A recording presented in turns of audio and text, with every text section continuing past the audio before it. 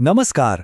आज आपण एका अशा कंपनीबद्दल बोलणार आहोत जी फक्त एक कंपनी नाहीये तर आपल्या देशाच्या सुरक्षेची एक अभेद्य भिंत आहे.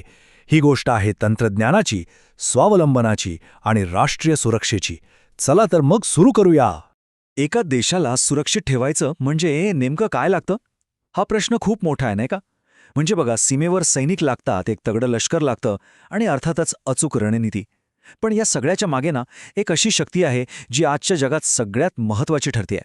आणि ते उत्तर आहे अत्याधुनिक स्वदेशी तंत्रज्ञान. हो, आजची लढाई फक्त जमिनीवर नाही तर तंत्रज्ञानाच्या बळावर लढली जाते.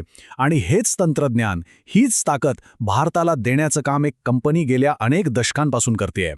चला तर मग ओळख करून घेऊया भारत इलेक्ट्रॉनिक्स लिमिटेडची, म्हणजेच BELची. नक्की काय आहे ही कंपनी आणि कसा राहिलाय तिचा आत्तापर्यंतचा प्रवास, पाहूया. तर BEL ही भारत सरकारची एक नवरत्न कंपनी आहे. आता नवरत्न म्हणजे काय असा प्रश्न पडला असेल तर हा एक खास दर्जा आहे जो फक्त अशा सरकारी कंपन्यांना दिला जातो ज्या आर्थिक आणि तांत्रिकदृष्ट्या इतक्या सक्षम आहेत की त्या जागतिक स्तरावर स्पर्धा करू शकतात. आणि BEL थेट संरक्षण मंत्रालयासोबत काम करते. आपलं भूदल, नौदल आणि वायुदल या तिन्ही दलांना आधुनिक इलेक्ट्रॉनिक उपकरणं पुरवण्याचं काम ही कंपनी करते. आता या स्लाइडकडे बघा. हा आहे BELचा 60 वर्षांपेक्षा जास्त काळाचा प्रवास. 1954 मध्ये अगदी साध्या रेडिओ आणि ट्रान्समीटरपासून सुरुवात झाली. मग 60च्या दशकात त्यांनी सेमीकंडक्टर बनवायला सुरुवात केली. 70 आणि 80च्या दशकात तर रडार आणि संरक्षण क्षेत्रात एक मोठी उडी घेतली. आणि 2000 नंतर तर इलेक्ट्रॉनिक वॉरफेअरसारख्या अत्यंत प्रगत तंत्रज्ञानात त्यांनी मास्टरी मिळवली. खरं सांगायचं तर हा प्रवास म्हणजे भारताच्या तांत्रिक स्वावलंबनाची एक गोष्टच आहे.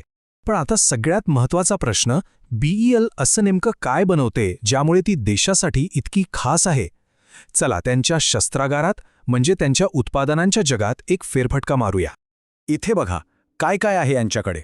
एका बाजूला आहेत रडार, जे आकाशात आणि समुद्रात शत्रूवर बारीक नजर ठेवतात.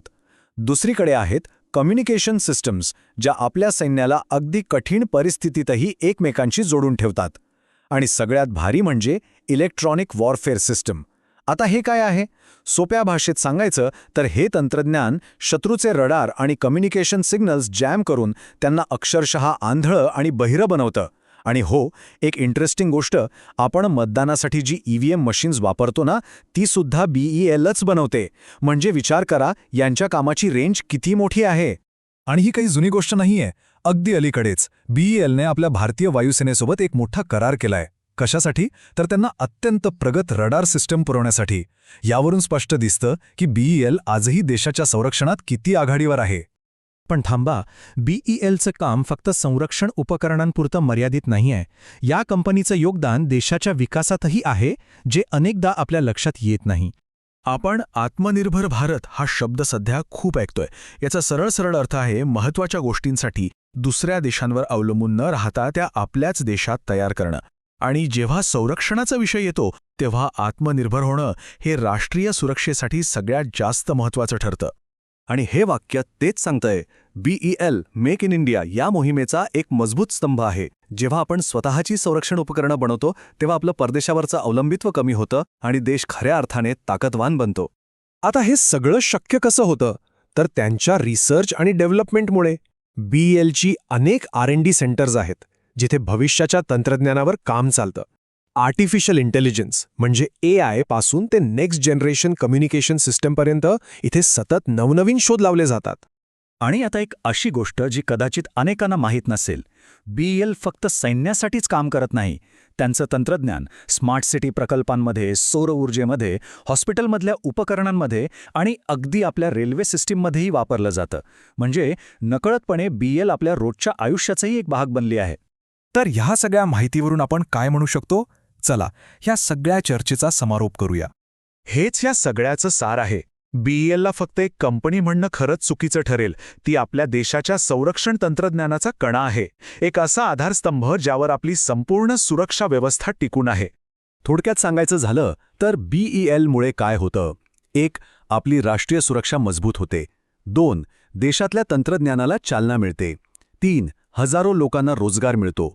आणि 4. देशाच्या अर्थव्यवस्थेलाही बळकटी येते. हे आहे तिचं खरं आणि चौफेर योगदान. आणि जाता जाता एक शेवटचा विचार. आजचं जग बघा, किती वेगाने बदलतंय, किती गुंतागुंतीचं होत चाललंय.